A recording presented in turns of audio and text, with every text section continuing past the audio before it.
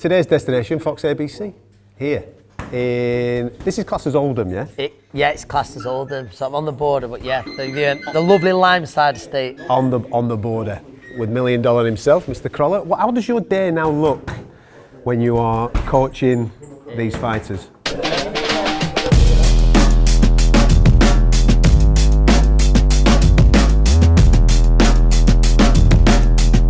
Is this what you like every morning, by the way, on the Old Henry? No, not every morning. I'm just doing it because the camera's here. No. Yeah, most.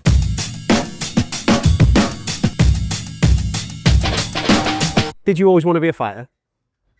Yeah, I did always want to be a fighter from a young age. When I realised I wasn't good enough to be a footballer at a pretty early age, I wanted to be a fighter, always. What do you think it is that drew you to it? Do you know what? I think it was just that pushing yourself, and I think that's what it was. I was just obsessed with improving, and probably obsessed with trying to, I always say it, like, I think anyone who's lucky enough to have a good relationship with the dad or, you know, the family, just wanting to be proud, probably a bit of ego there, is that like wanting to make your family proud, your cousins, you want to look good to your cousins, you want to look good to your dad, who used to box, so yeah. Along the journey, was there ever moments where you thought to yourself, "Sight this"? Genuinely, there should have been, but there wasn't. I don't know, that's because I'm a bit stupid. There should have been, like, mate, I remember when, like, the mates, like, they all started unqualified as apprentices. They'd been served their apprentice starting to school, mother. I was, mate, I've said it loads of times, I was sharing a bunk bed with my dad's and my little brother, my little big brother now, and nickname was $1 Million. I didn't have two pets to rub together, you know what I mean? I was just getting by, do you know what I mean? And but I kept, you know what? That's one of my biggest achievements. I kept believing in the dream. Yeah. And do you know what? Was I stupid at times for it? Yeah, I probably was. I probably was stupid. But you have to be a touch deluded in your own mind in order to achieve greatness, don't you? I say it all the time and people laugh. When, for instance, I lost Yusuf Alamidi as a part-time ice cream man on TV, and then Mr. Ray, and I'm still saying I'm the world champion. I want to Bolton that. I was there that night, mate. Yeah. When I made Carnbox, didn't I? Yeah. Danish like Christiansen, but I'm saying I still believe I'm going to be world champion after that. You're going to think you're deluded, and I don't blame people for thinking I'm deluded, and lost after that, obviously, and it never looked like my career was going anywhere, certainly not to nowhere near world level, not British level, but I never stopped believing that I could get there. I genuinely mean that. On that journey then, because there's loads of things that you tick off along the way in order to maybe confirm or cement the things that are going on inside your head. Winning a British title is probably one of those things. So what was that moment like? Is that the key moment? One of the proudest moments, yeah, one of the proudest moments of my career. Winning that meant the world to me. I always say it, people don't realise, like, I don't know if you ever hear this, when someone will go, oh, you know, he's never going to be a world champion, but I think he can get to a British title. I think you don't realise, and they don't mean it disrespectful. I think no idea how stupid that sounds to someone who knows boxing. Because winning a British title is unbelievably hard, and if you can win a British title, make a few defences, you're then moving into fringe, like sort of world, like sort of. It's actually harder. Sorry to interrupt you, Andy. Oh, yeah. I think you can navigate sanctioning body systems to get yourself into an opportunity for a world title. Without a shadow of a doubt. You can't do that with British and European titles. Because you might get a voluntary or thingy, but then you've got to have a mandatory. But I think once I won that, and I thought, I won that actually, I know it's on a weight that I've never boxed at before. I started to believe in myself more and more, and the confidence, it was just, I felt that, I was absolutely flying. I had that sort of thing about where I started to believe in myself the way I should, not just saying it, but actually believing in myself, not just saying what I'm going to do or what I believe I can do. I really started, even in the gym there, I think the attitude changed.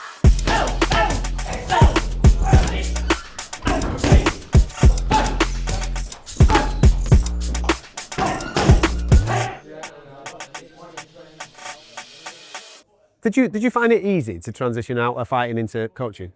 Yeah, because I was coaching while I was fighting, if that makes sense. Like, even when I was having world title fights, I was still in with the amateurs twice a week or something like that.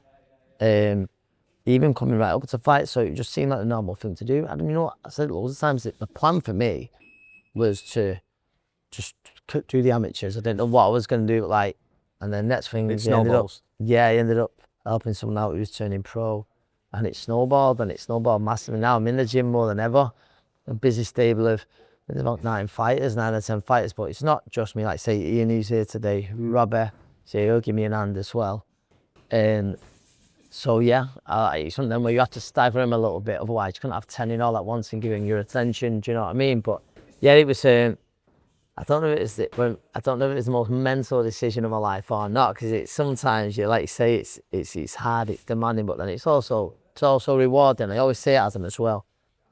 A lot of fighters struggle after boxing. Yeah. Whereas I never have, because I'm around it more than ever. Do you know what I mean? And I always knew anyway with boxing.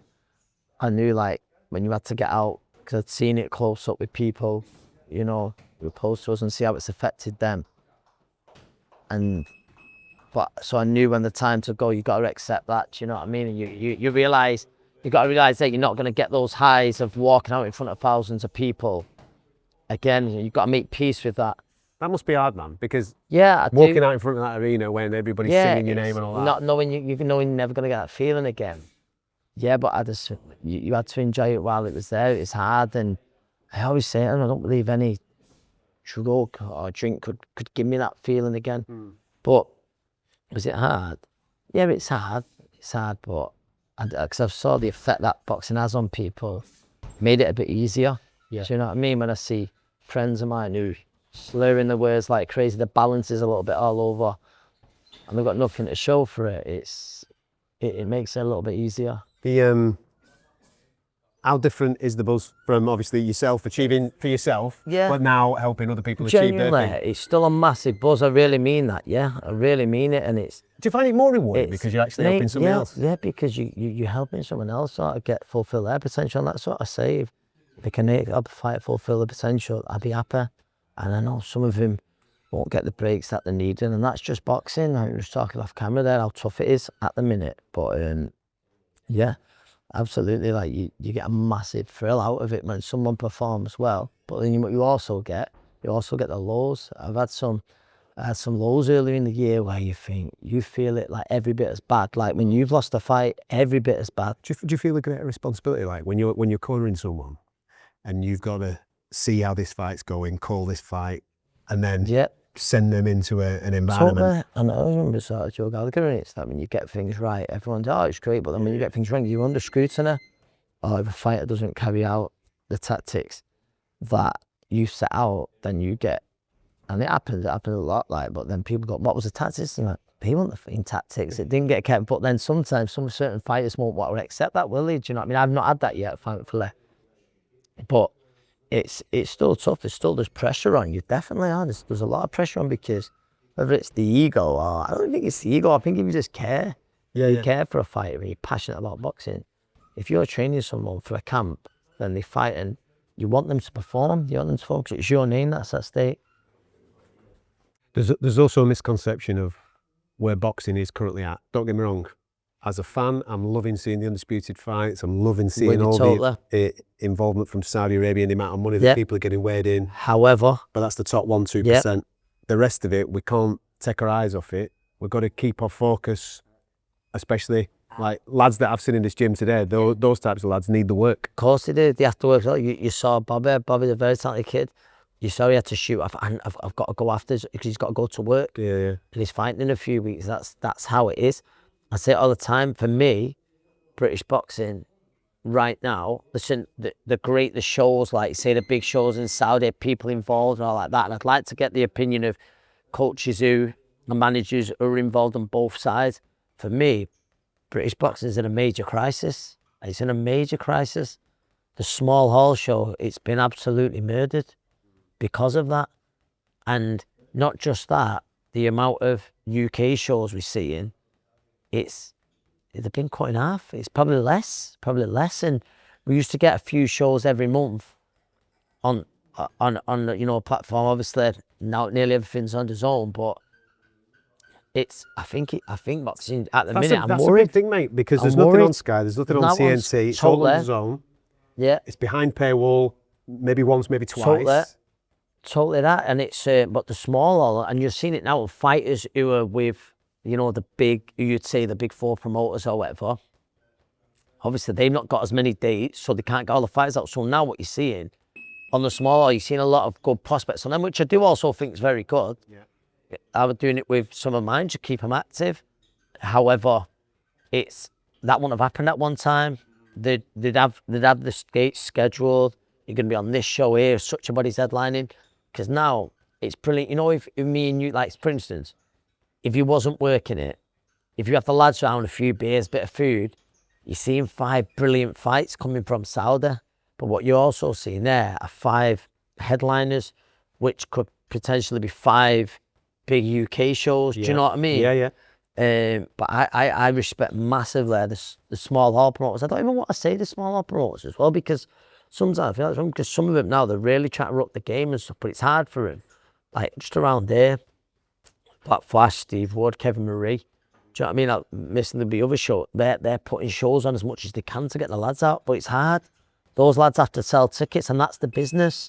That's the business. For instance, I've got a few lads fighting soon, and they've got to cover their opponent. They've got to put the bit in the pot, and people will always go, "Oh, what?" And then the promoter.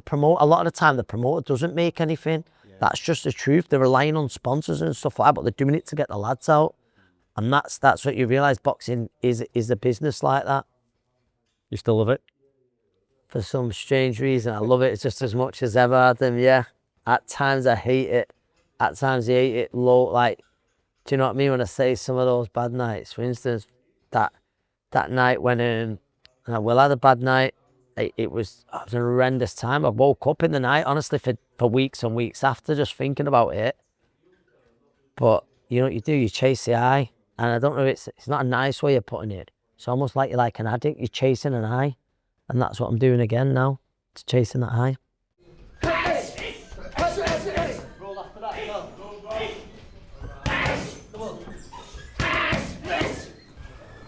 He's got wicked balance, him. Yeah, what? He's got good balance. Yeah. It's really good balance, nice very feet. good balance. No, yes. Your feet are never out of place. And that's the. He's got good obviously balance. He has got good balance. It's a big thing in a fighter, balance, isn't it? Yeah. That's why I've only been down once, and that was the only fight, and that was fatigue. Fatigue. Here we go. Stop.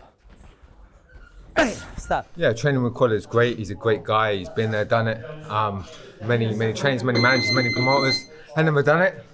He has, and he's a great guy. He's great to be around, and in and out of the ring, he's a top guy. Like many people in boxing, they say many things, and a lot of them are lies. But one of the truth is, Anthony Crolla is the nicest guy in boxing.